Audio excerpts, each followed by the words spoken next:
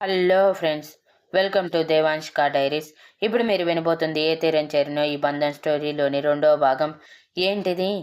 ఆహా, ఏంటిది అని అడుగుతున్నా అని పేపర్లు చేతిలో పట్టుకొని ఎగరేస్తూ అడుగుతూ, నేను జాబ్ చేయకుండా నీ ఇంట్లోనే ఉండి నీ మోచేతి నీళ్లు తాగాలా?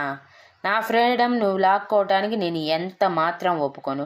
నేను జాబ్ చేసి తీరుతాను అని కోపంగా అరిచింది మనస్వి. మాయ మనస్వి అరుపుకి తేరుకొని అయోమయంగా విశాల్ వైపు చూస్తూ ఉంటే, విశాల్ కన్నింగ్ స్మైల్తో, నా పెళ్ళాం జాబ్ చేయటం నాకు ఇష్టం లేదు. కాదని అంటావా? ఇప్పుడే నీ కొడుకుని తీసుకుని వెళ్ళిపో, నాకు ఎటువంటి అభ్యంతరం లేదు అని యశస్విని ఎత్తుకొని మనస్వి చేతిలో పేపర్లు లాక్కుంటూ అడిగాడు. మాయ గుడ్లు తేలేసి, ఇదేంటిది? మీరు చేసుకుంది పెళ్ళి అనుకుంటున్నారా, లేకపోతే కాంట్రాక్ట్ అనుకుంటున్నారా? ఇష్టం ఉంటే కలిసి ఉండటం, లేకపోతే విడిపోవటం. టూ మచ్ చేస్తున్నారు మీరు. మూడులేసి నా ఫ్రెండ్ని పెళ్లి చేసుకున్నారు, మర్చిపోయారా అని మాయ కోపంగా అరిచింది. అవునురా, అలా చెల్లిని వదిలేయటం తప్పు. నిన్ను నమ్మే కదా ఇంత దూరం వచ్చింది అని కోపంగా అన్నాడు మనోజ్ కూడా. మనస్వి చిరాకుగా, ఆపండి మీ మాటలు. అయినా మేమిద్దరం పెళ్లి చేసుకున్నాం, అది కూడా మనస్ఫూర్తిగా పెళ్లి చేసుకున్నామని మీతో చెప్పామా ఏంటి? ఇది జస్ట్ కాంట్రాక్ట్ మ్యారేజ్. నెల తర్వాత ఎవరి దారి వాళ్ళది.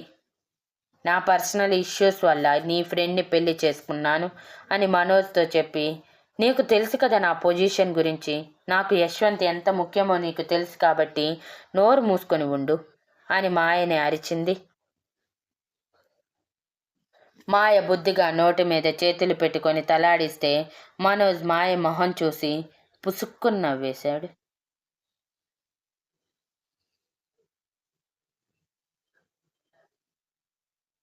మనోజ్ నవ్వుకి మాయకి మండి, నోరు ముయ్యండి, లేదంటే పళ్ళురాలు కింద పడగలవు అని చేతి వైపు చూపించి కోపంగా పళ్ళు బిగించి అంది.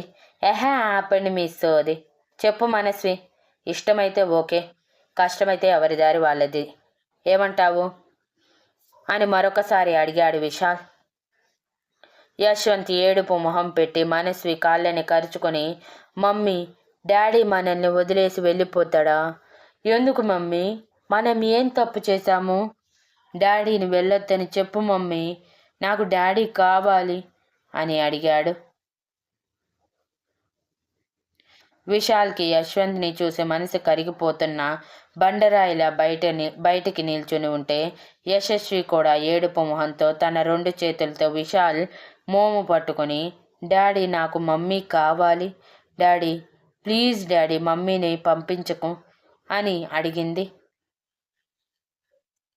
మనస్వికి ఇద్దరి పిల్లల్ని చూసి భారంగా శ్వాస తీసుకొని వదిలి, నేను మీ కండిషన్కి ఒప్పుకుంటున్నాను, కానీ వర్క్ ఫ్రమ్ హోమ్ మాత్రం చేసుకుంటాను.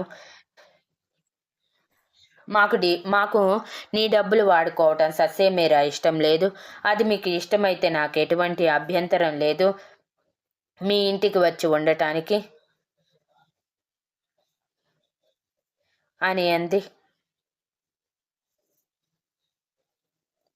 విశాల్ కొంచెంసేపు ఆలోచించి మనసులో, యశస్వి కోసమైనా ఇదంతా భరించక తప్పదు అనుకుని, ఓకే, అలాగే ఈ 6 నెలలు నీ ఫ్రెండ్ మాయ తప్ప వేరే ఎవరు మన ఇంటికి రావటానికి, మన బంధం వాళ్ళకి తెలియటానికి వీల్లేదు. ఈ కండిషన్ ఖచ్చితంగా గుర్తుపెట్టుకో అని సీరియస్గా అన్నాడు. తప్పకుండా. కాకపోతే మాయ కాకుండా నాకు మరొక ఫ్రెండ్ కూడా ఉన్నాడు, అతను కూడా వస్తూ ఉంటాడు. అతనికి మాత్రం మన బంధం చెప్పాల్సిన అవసరం లేదు. నేను మీ ఇంట్లో గెస్ట్గా ఉన్నానని చెప్పుకుంటాను. జస్ట్ నాకు క్లోజ్ ఫ్రెండ్ మాత్రమే, వాళ్ళిద్దరూ తప్ప నా కోసం ఎవరూ రారు అని అంది. విశాల్ కొంచెం సేపు ఆలోచించి, సరే అని, నీకేమైనా కండిషన్స్ ఉన్నాయా అని అడిగాడు. అలాగే యశస్వికి సంబంధించిన ప్రతి పని నేను చేస్తాను, ఒక తల్లిలా. అలాగే తండ్రిగా యశ్వంత్కి చేయవలసినవి నువ్వు చెయ్యాలి. ఈ 6 నెలల్లో వాడికి తండ్రి ప్రేమ పంచాలి. అలాగే నీ ఫ్రెండ్లలో ఎవరు నేను నీ భార్య అని తెలియటానికి వీల్లేదు. ఇదిగో ఇతనికి తప్ప కాదని తెలిస్తే మాత్రం బాగుండదో చెప్తున్నా. అలాగే మ్యాక్సిమం నీ ఫ్రెండ్ ఇంటికి రాకుండా చూసుకో అని వేలు చూపించగానే విశాల్కి టెంపర్ లేచి ఆ వేలు పట్టుకొని వెనక్కి విరుస్తూ, ఇంకొకసారి నాకు వేలు చూపించడానికి ట్రై చేయకు, బీపీ రైజ్ అయ్యి ఆ వేలు విరిచేస్తాను అని చెప్పి మనస్వి చేతిని వదిలేక సచ్చినోడు ఆడపిల్లని కూడా చూడకుండా వేలు విరిచేశాడు అని మనసులో కొనుక్కుంటూ తన వేలు వైపు చూసేసరికి ఎర్రగా కందిపోయి కనిపిస్తూ ఉంటే నొప్పికి కళ్ళల్లో నీళ్లు తిరిగి దానివైపు చూసుకుంటూ ఉంది. మాయ మాత్రం గుడ్లు తేలేసి, బాబోయ్ ఇతనేంటి ఇలా ఉన్నాడు, ఇలా అయితే వీళ్ళిద్దరిని ఎలా కలపాలి? మనస్వి ఎప్పటికీ ఒక ఇంటిదవుతుంది. ఇప్పటికే ఇది ఎన్ని బాధలు పడింది. ఈ బాధలన్నిటికీ శాశ్వత పరిష్కారం ఈ పెళ్ళి అనుకుంటే ఇది కూడా పెటాకులు అయ్యేలా ఉందే.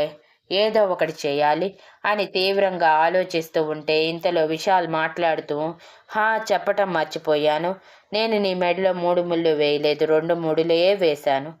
జస్ట్ ఫార్మాలిటీ కోసం మాత్రమే ఆ తాడు. అది తాళి అనుకుని నా మీద పెత్తనం చేయాలని ట్రై చేయకు అని సీరియస్గా వార్నింగ్ ఇచ్చాడు. మనస్వి గుండెల మీద చేయి వేసుకొని, హమ్మయ్యా ఇదొక్కడి సంతోషకరమైన వార్త చెప్పావు. ఎక్కడ నిజంగా 3 ముళ్ళు వేశావేమోనని భయపడి చచ్చాను. జస్ట్ మన సంతకాలు మాత్రమే అయ్యాయి, పెళ్ళి కాలేదు. నా దృష్టిలో ఇది ఒక తాడు మాత్రమే, నేను దీనికి విలువ ఇవ్వను అని సీరియస్గా చెప్పి ఆ పేపర్ మీద ఇద్దరు సంతకాలు చేసేసి, మీరు మీ బుల్లెట్ మీద వెళ్ళండి, నేను వెనక స్కూటీలో వస్తాను అని అంది. విశాల్ సరే అని యశస్విని తీసుకొని ముందుకు కదిలితే యశస్వి ముద్దుగా మొహం పెట్టి, డాడీ నేను మమ్మీతో వస్తాను ప్లీజ్ అని అడిగింది. యశ్వంత్ కూడా మనస్వితో, మమ్మీ నేను డాడీతో వస్తాను ప్లీజ్ మమ్మీ అని అడిగేసరికి ఇద్దరు ఒకరి మొహాలు ఒకరు చూసుకొని యశ్వంత్ని విశాల్ యశస్విని మనస్వి తీసుకొని బయలుదేరితే అయోమయంగా మొహాలు పెట్టుకొని వెనకే మాయా మనోజ్ వెళ్ళారు. అలా ఒక 15 అంతస్తుల అపార్ట్మెంట్. ఆ అపార్ట్మెంట్లోకి వెళ్ళాయి మనస్వి, విశాల్, మాయ, మనోజ్ల బైక్లు, స్కూటీలు. పార్కింగ్ లాట్లో వాళ్ళ వెహికల్స్ పార్క్ చేశాక విశాల్ యశ్వంత్ని ఎత్తుకొని నిలబడితే మనస్వి యశస్విని ఎత్తుకొని విశాల్ పక్కనే నిలబడి వెయిట్ చేస్తూ ఉంటుంది.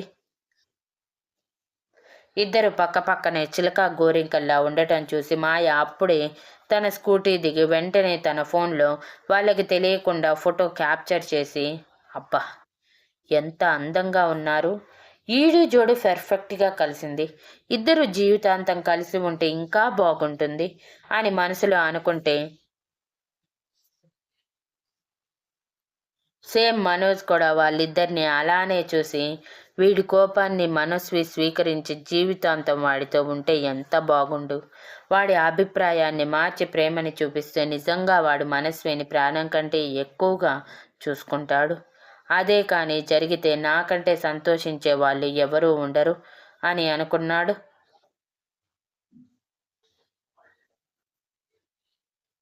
వాళ్ళిద్దరూ కూడా రాగానే విశాల్ యశ్వంత్ని ఎత్తుకొని ముందుకి కదిలితే వెనకే మనస్వి యశస్విని ఎత్తుకొని కదిలితే వాళ్ళు వెనక మిగిలిన ఇద్దరు లిఫ్ట్లోకి వెళ్ళి విశాల్ 6th ఫ్లోర్ కొట్టగానే, ఓహో ఇతనుండేది 6th ఫ్లోరా అని మనస్వి అనుకుని విశాల్ వెనక్కి వెళ్ళి 6th ఫ్లోర్లో తన అపార్ట్మెంట్ ముందు ఆగి లాక్ ఓపెన్ చేసి లోపలికి నడుస్తూ ఉండగానే మాయా ఆగండి అని గట్టిగా అరిచింది.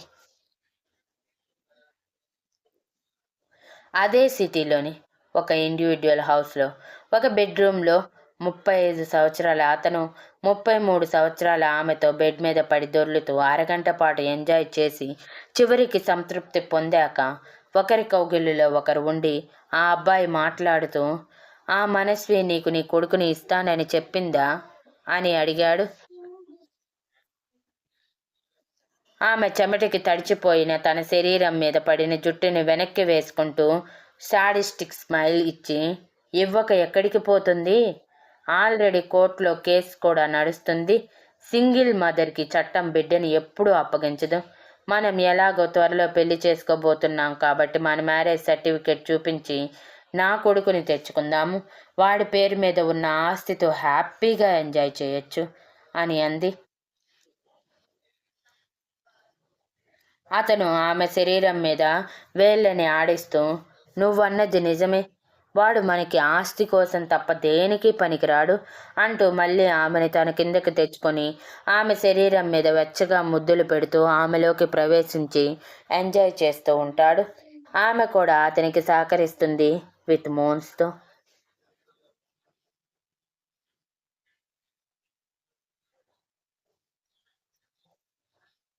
Same city, same individual type హౌస్లో, సేమ్ ఒక బెడ్రూమ్లో ఒక అమ్మాయి అబ్బాయి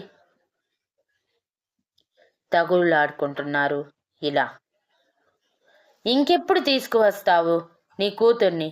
నీకు తెలుసు కదా నాకు పిల్లలు పుట్టరని. అందుకే కదా సిగ్గు విడిచి పెళ్ళయ్యిందని తెలిసి కూడా నన్ను ప్రేమించావని చెప్పి వెంటపడితే బిడ్డ కోసం నీతో కలిసి బెడ్ కూడా ఎక్కాను. మనం పెళ్లి చేసుకోవటానికి ఎవరు అడ్డు కూడా లేరు. నీ మొదటి పెళ్ళాం చచ్చిపోయింది. వాడు ఆ విశాల్ గాడు నీ పెళ్ళాం చనిపోయాక నీ కూతుర్ని తీసుకువెళ్ళిపోతే ఏం పీకలేకపోయావు? కోర్టులో కేస్ వేస్తే సింగిల్ ఫాదర్ అని నీ కూతురు మనకి దక్కుతుంది అనుకుంటే ఇప్పుడు వాడు నీ కూతురి కోసమే పంతంగా పెళ్ళికి కూడా ఏర్పాట్లు చేసుకున్నాడంట. ఇక నువ్వు నీ కూతుర్ని ఎలా తీసుకువచ్చి నన్ను దానికి అమ్మని చేస్తావు అని అరుస్తూ ఉంది.